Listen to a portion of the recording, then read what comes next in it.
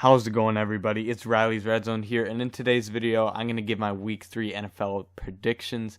So, I'm going to keep this one short and sweet, but here's the recap quick. I did pick the Steelers, unfortunately, on the Thursday game. Make sure you follow my Twitter, at Riley Redzone, for any games that come out before Sunday, any games that occur, so whether it's Thursday Night Football or Thanksgiving games, I make all those picks on my Twitter. But unfortunately, the Browns won, I guess, in my case of picking who would win. It's clear here, the Browns are a few plays from being 3-0 at this point. I mean, Jacoby is doing a decent job given the quarterback is out. And for the Steelers, what I take away is you will start hearing the Kenny Pickett chatter likely pretty soon. But, I don't think you need to quite panic yet, but I think this is more so solid by the Browns that they're, having some early season success. But moving to some future games for this week, the Chiefs and the Colts, I have to go with the Chiefs just because the Colts have not done anything this season, and I can't really pick them again until I at least see something productive from them. So I'm going to go with the Chiefs. I think they're one of the best teams, but this is more so just like a lack of trust in the Colts. I initially thought they were going to be actually pretty solid with their roster, but they're really just not getting anything going. Bills, Dolphins, I have to go with the Bills just because I think they are the best team in the league on paper.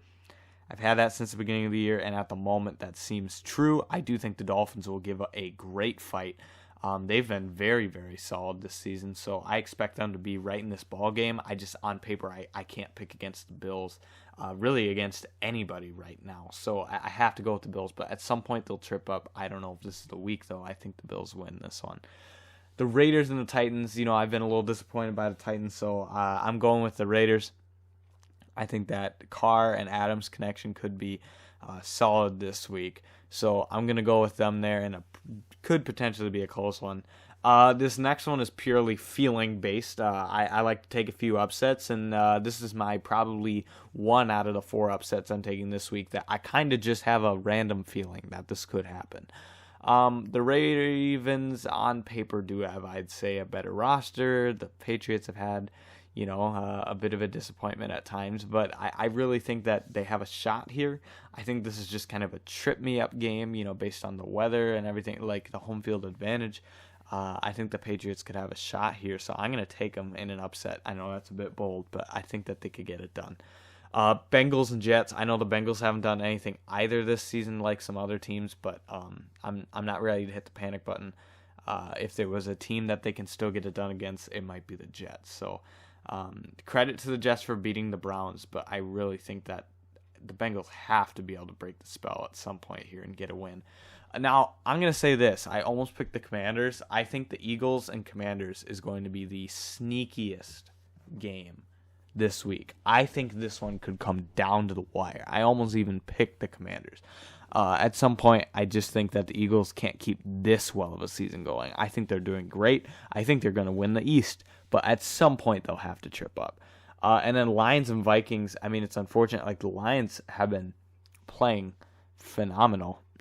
It seems like historically in the last year they can't get those wins in close games, but I really think they're building something. But I have to go with the Vikings here at home, although this could be a close one in the division.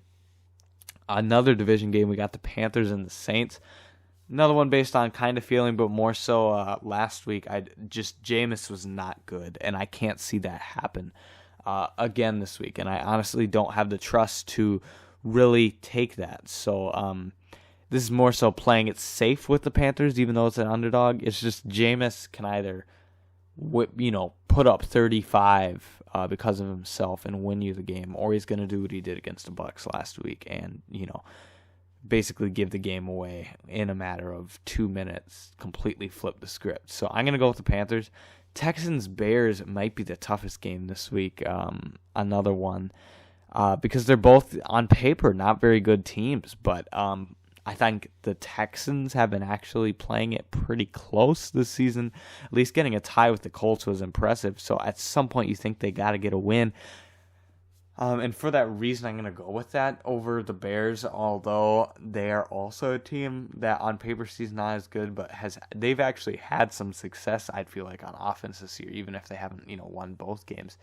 They have some hope, but I'm going to go with the Bears there to not quite get the job done. So I think I'm going to go with the Texans overall in that game. Chargers are a pretty clear pick over the Jags for me. I just think the Chargers are a great team. Jags still just need some time to develop.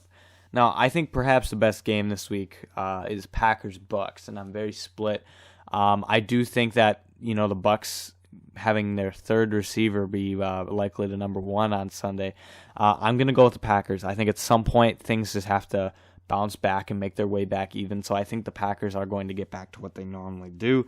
I think they're going to have a good week this week, and the Bucs will regroup. They just are dealing with some injuries at the moment. So I expect a great one between two of the all-time GOATs, but I think the Packers get it done in this one.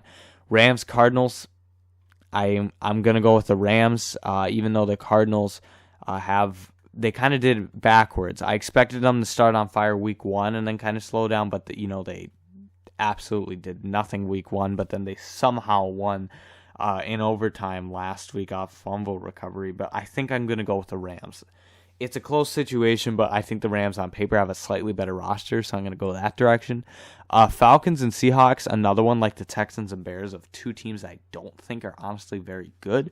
And it's another tale of like the Seahawks, had everything go right week one. And I don't think we can expect that again too often. So I'm going to go with the Falcons here, kind of getting off the ground a little bit and trying to take flight out of these two bird teams. But I think at some point just things will go right for the Falcons for at least one game that they can pull one out.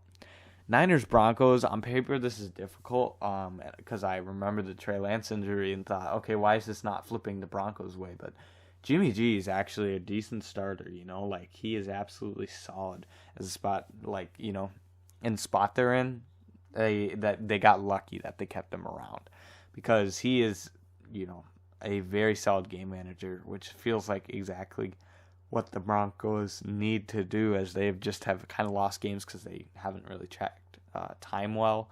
And some other just coaching things that I think they'll eventually develop. I think this is going to be a very close one. I could see the Broncos winning it, but I'm going to go with the Niners. And then the Cowboys-Giants, I'm going to go with the Cowboys with Cooper Rush. I think the Giants are getting somewhere, believe it or not, but I just think we need a little bit more time to really, really get it clicking. So I'm going to go with the Cowboys there. But these are my picks for Week 3, and I hope you enjoy the Sunday games. So have a great end of your weekend.